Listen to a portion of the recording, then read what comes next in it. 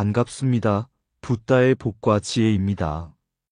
부처님의 자비와 지혜가 여러분의 마음속에 항상 함께하길 기원드립니다.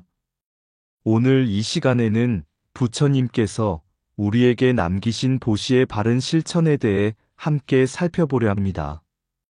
보시는 단순히 무언가를 나누는 행위가 아니라 마음을 닫고 업을 맑히는 수행의 길입니다. 그러나 아무리 많은 보시를 행하더라도 그 의도와 방법이 그릇되면 참된 복덕으로 이어지지 않습니다. 그래서 오늘은 보시하지 않아야 할 5가지를 중심으로 우리가 어떠한 마음가짐과 분별심으로 살아가야 하는지를 함께 되새겨보려 합니다. 부처님의 가르침을 바르게 이해하고 복의 근원을 맑게 다듬는 시간이 되시길 바랍니다. 자, 그럼 보시하지 않아야 할 것에 5가지 일이 있다. 그 여정을 함께 해볼까요? 옛날 인도 마가다국에 한 재벌 상인이 있었습니다. 그는 엄청난 부를 가지고 있었지만 늘 불안했고 마음이 공허했습니다. 어느 날 그는 어느 수행자에게 물었습니다. 스님, 저는 매년 수천 양의 돈을 보시하고 절마다 금그릇과 비단을 바칩니다. 그런데 왜 제 마음은 이렇게 허전합니까? 수행자는 조용히 그를 바라보다가 이렇게 말했습니다. 당신은 황금 그릇에 독약을 담아 부처님께 바치고 있는 것이요. 상인은 깜짝 놀라 물었습니다. 제가 언제 독약을 드렸단 말입니까? 수행자는 말했습니다. 당신의 재물은 남을 속이고 억눌러서 얻은 것이며 그 보시는 명예와 이익을 위한 것이었소. 그 마음이 독약이니라. 부처님께서는 도리를 어기고 구한 재물로 보시하지 말라고 하셨소. 그런 보시는 겉으로는 화려하나 속은 썩어 문드러진 것이니 복이 되지 못하오. 그 순간 상인은 무릎을 꿇고 눈물을 흘렸습니다. 그리고 남의 것을 착취해 모은 재산을 정리하고 가난한 이들을 도우며 마음을 비워 작은 것을 공양하기 시작했습니다. 그는 그제서야 진정한 평안을 느끼게 되었고 죽는 날까지 미소를 잃지 않았습니다. 옛날 어느 마을에 수달라라는 이름의 상인이 있었습니다. 그는 평생 재산을 모으며 살았고 말년에 불교에 귀의하여 많은 재물을 절에 보시했습니다. 황금 그릇에 비단을 깔아 음식을 담고 화려한 음악을 틀며 향과 꽃을 뿌려 큰 절에 공양을 올렸습니다. 하지만 그의 재물은 백성들의 세금을 착취한 것이었고 공양에 사용한 음식은 남은 찌꺼기와 술, 마늘, 고기가 섞인 부정한 음식이었습니다. 더구나 절에 보시하면서도 그 공덕을 내 이름을 남기기 위한 선행이라며 자랑하고 유흥과 명예를 목적으로 삼았습니다. 그가 세상을 떠난 후 한 수행자가 부처님께 물었습니다. 세존이시여, 수달라 상인은 생전에 많은 보시를 하였거늘 어디에 태어났습니까? 부처님께서 말씀하셨습니다. 그는 지금 커다란 집에 태어났으나 말의 몸을 가지고 있느니라.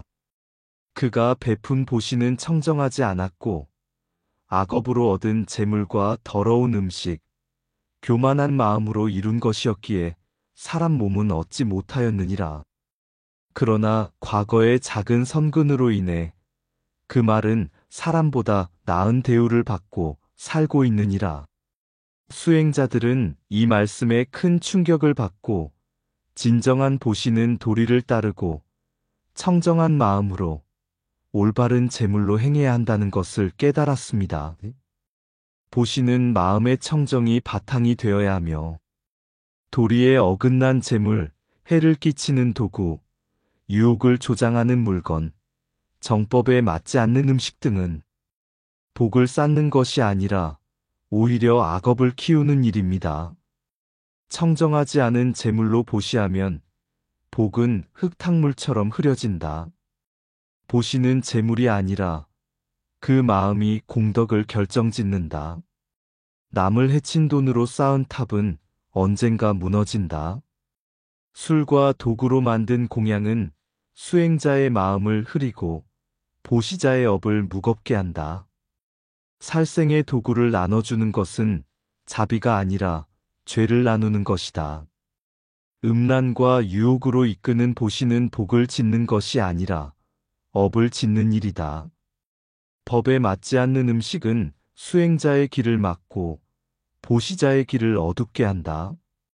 도리를 어긴 보시는 복이 되지 않고 오히려 다음 생에 짐승의 몸을 부른다.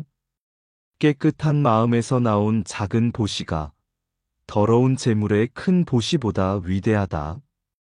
보시는 외형보다 내면이 중요하니 청정한 의도가 없으면 복도 없다. 베푼 것이 많아도 그 뜻이 바르지 않다면 복은 그늘진 나무처럼 시들기 쉽다. 법에 어긋난 공양은 공양이 아니라 탐욕의 또 다른 이름이다. 보시는 세상에 남기기 위함이 아니라 업을 벗어나기 위함이어야 한다. 공양의 음식은 입에 들어가지만 공덕의 향기는 마음에 스민다. 보시는 남을 위한 일이지만 결국 가장 큰 복은 자신에게 돌아온다. 바른 마음으로 했을 때만. 옛날 사바티성 외곽에 2명의 소년 동자가 있었습니다. 한 명은 왕자 비마라, 다른 한 명은 가난한 아이 수다타였습니다. 어느 날 부처님께서 마을을 순례하신다는 소문이 돌자 마을 사람들은 각자 보시할 준비를 시작했습니다. 비마라 왕자는 금과 은으로 만든 접시에 진귀한 과일과 음식을 담아 보시를 준비했고, 수다타는 집도 없고 가진 것이라곤 자신이 직접 구운 보리떡 하나뿐이었습니다. 다음 날 두 소녀는 각각 준비한 것을 부처님 앞에 공손히 바쳤습니다. 부처님께서는 두 사람의 공양을 다 받으셨지만 제자 아난존자는 속으로 이렇게 생각했습니다. 당연히 왕자의 보시가 훨씬 더 큰 복이 되겠지. 그 생각을 읽으신 부처님께서 아난존자에게 조용히 말씀하셨습니다. 아난아, 두 보시는 같지 않다. 비마라 왕자의 재물은 귀하나 그의 마음은 교만하고 복을 쌓아 권세를 누리겠다는 욕망으로 가득하였다. 반면 수다타는 비록 하나뿐인 보리떡을 바쳤지만 진심으로 부처와 중생에게 공덕을 짓겠다는 청정한 마음에서 비롯되었느니라. 이러한 보시가 훗날 큰 복으로 열매 맺을 것이며 그 마음은 진정한 법답고 지혜로운 보시이니라. 그날 이후 왕자는 참회의 마음으로 바른 마음가짐을 배우기 시작했고, 수다타는 후에 훌륭한 보살의 삶을 살아 많은 사람들에게 자비를 베풀었습니다. 보시는 단순히 주는 행위가 아닙니다. 마음의 청정함, 재물의 출처, 그리고 받는 이의 수행 상태와 맞아떨어져야 참된 공덕이 됩니다. 조금을 줘도 마음이 청정하면 큰 복이 되고, 많이 줘도 마음이 어지러우면 복은 희미해집니다. 복전이 청정하고 보시하는 자의 마음이 바르고 그 방법이 지혜로우면 그 보시는 세세생생 이어지는 복이 됩니다. 보시는 손으로 하는 것이 아니라 마음으로 하는 것이다. 가장 큰 보시는 많은 재물이 아닌 청정한 한 마음에서 비롯된다. 적은 재물도 바른 마음으로 주면 그 공덕은 하늘보다 넓다. 복전이 청정하지 않으면 아무리 큰 보시도 업이 된다. 보시의 양이 아니라 어떻게 주었는가가 복을 결정한다. 교만한 마음으로 하는 보시는 이름만 공양일 뿐 실상은 탐욕이다. 가난하더라도 기쁜 마음으로 나누면 부유한 이보다 큰 복을 얻는다. 마음과 재물이 모두 청정할 때 그 보시는 세세생생 공덕이 된다. 자신을 비우는 만큼 남을 채울 수 있다. 그것이 진정한 보시다. 탑과 절을 세우는 것도 복이 되지만 더 큰 복은 그 안에 머무는 자비심이다. 청정한 이에게 바친 공양은 자신을 정화하는 수행이다. 보시란 주는 것이 아니라 업을 녹이고 복을 짓는 일이다. 탐심으로 모은 재물을 보시해도 진정한 공덕은 생기지 않는다. 지혜 없는 보시는 모래 위에 그린 그림과 같다. 곧 사라진다. 보시는 부처님께 바치는 것이 아니라 자신의 마음을 바르게 돌리는 수행이다. 부처님 당시 마가다국 외곽의 마딜라라는 아주 가난한 여인이 살고 있었습니다. 그녀는 남편도 자식도 없이 초가삼간에서 혼자 살았으며 하루하루를 빌어먹으며 연명했습니다. 어느 날 부처님께서 500명의 비구들과 함께 그녀의 마을을 지나가셨습니다. 마딜라는 그 모습을 보고 마음속 깊은 곳에서부터 큰 기쁨과 존경심이 올라왔습니다. 그녀는 집안에 남아있던 마지막 보리 한 줌을 꺼내어 깨끗이 씻고 손수 볶아 작은 집그릇에 담아 부처님께 공양을 올렸습니다. 그녀는 두 손을 모아 간절히 기도했습니다. 이 적은 음식이지만 청정한 마음으로 드리오니 이 공덕으로 저와 중생들이 참된 길을 걷게 하소서. 부처님께서는 고개를 끄덕이시며 그 보리를 받으셨고 제자들에게 말씀하셨습니다. 이 여인의 보시는 세상에서 가장 작은 것이나 마음은 가장 크도다. 그녀의 공덕은 세세생생 이어질 것이며 다음 생엔 천상에 태어나 복락을 누릴 것이다. 그리고 부처님께서는 그날 저녁 제자들에게 덧붙이셨습니다. 지혜로운 이는 재물의 크기를 보지 않고 마음의 무게를 본다. 작은 보시라도 바른 마음과 바른 방법으로 행하면 그것은 끝없는 복의 씨앗이 된다. 정법에 따라 행한 보시는 재물에 많고 적음에 관계없이 영원한 복을 짓는 원인이 됩니다. 올바른 대상 청정한 수행자, 불교기관, 가난하고 정직한 사람에게 올바른 방법 정성을 다해 올바른 마음 탐욕 없이 순수하게로 보시하는 것이야말로 지혜로운 복짓기입니다. 부처님께서는 물질보다 마음의 청정과 지혜로운 실천을 더 높이 보셨습니다. 작은 보시라도 마음이 청정하면 하늘보다 큰 복이 된다. 지혜로운 이는 무엇을 주느냐보다 어떻게 주느냐를 먼저 묻는다. 정법에 따르지 않는 보시는 물 위에 쌓은 탑과 같다. 복은 재물에서 오지 않고 바른 마음에서 자란다. 탐심 없이 베푼 보시는 세세생생을 밝히는 등불이 된다.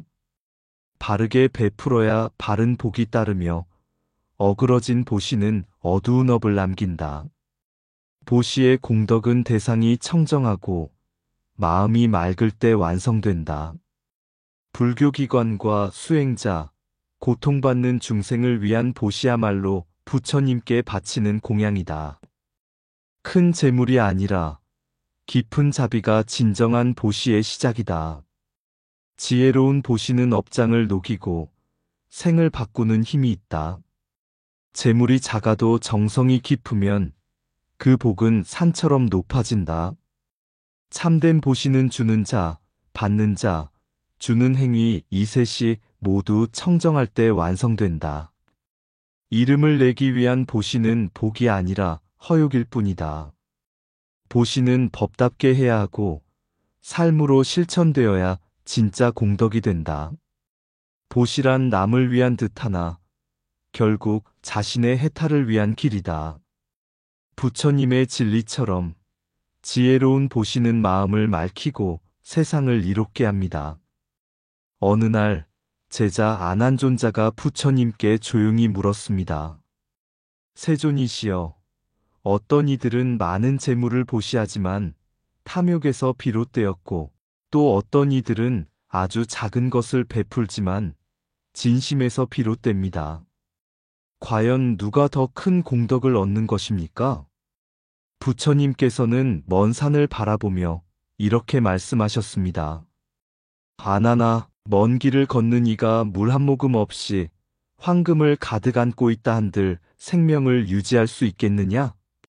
하지만 진흙 속의 한 방울 맑은 물은 갈증을 해소하고 생명을 살릴 수 있다. 이와 같이 보시의 크기보다 중요한 것은 마음의 맑음과 지혜로운 실천이니라. 정법에 따라 청정한 마음으로 바른 대상을 향해 베푼 보시는 작은 재물일지라도 시방세계에 그 공덕이 메아리친다. 그 공덕은 물거품처럼 사라지지 않고 다음 생에 꽃 피우고 세세생생 나를 이끄는 등불이 된다. 지혜로운 보시는 탐욕을 비우고 자비를 채우는 첫걸음입니다. 우리가 실천하는 한 번의 보시가 단순한 나눔이 아니라 중생을 이롭게 하고 자신을 밝히는 공덕의 씨앗이 된다는 것을 기억합시다. 설령 가진 것이 작더라도 바른 마음으로 바르게 베풀면 그 보시는 이 세상에서 가장 위대한 수행이 될 것입니다. 오늘 이 말씀을 통해 부처님의 가르침을 삶에 새기시길 바랍니다. 깊은 산 푸른 절터, 조용히 종이 울리네. 거사 청승복 전경의 말씀 머릿속에 울린다. 한 스님 청하여 따로 공양함보다 대중 속 평범한 스님 함께 모심이 크도다. 내 법에는 차별 없음이요 따로 청하는 이는 제자 아님을 알지어다. 복전이란 넉넉한 들판 같아 맑은 마음 위에 정성 담은 공양만이 진정한 복을 키우나니 재물 많아도 어리석으면 공허할 뿐이다. 첫째는 도리 어긴 재물, 도둑질로 얻은 것은 절대 베풀지 말지니 청정치 못한 뿌리에서 맑은 열매는 피지 않는다. 둘째는 술과 독약, 중생의 정신 해치는 그 무엇도 보시라 부를 수 없음이라. 셋째는 그물, 넷째는 칼과 활, 고통을 낳는 도구를 나눔이라 할 수 없도다. 중생 해치며 어찌 자비라 할 수 있으랴. 다섯째는 음탕한 소리와 정욕의 그림자, 청정한 도심을 혼탁해 하니 그 보시는 해독의 씨앗일 뿐이리. 정성을 담대법을 따르며 탐욕과 허세 버리고 바르게 행하라. 작은 떡 하나도 맑은 마음 실으면 그 복은 하늘에 닿을지니. 이상 붓다의 복과 지혜였습니다. 오늘도 복지구족한 날 되세요. 구독과 좋아요는 붓다의 복과 지혜를 밝히는 큰 자비의 등불이 됩니다.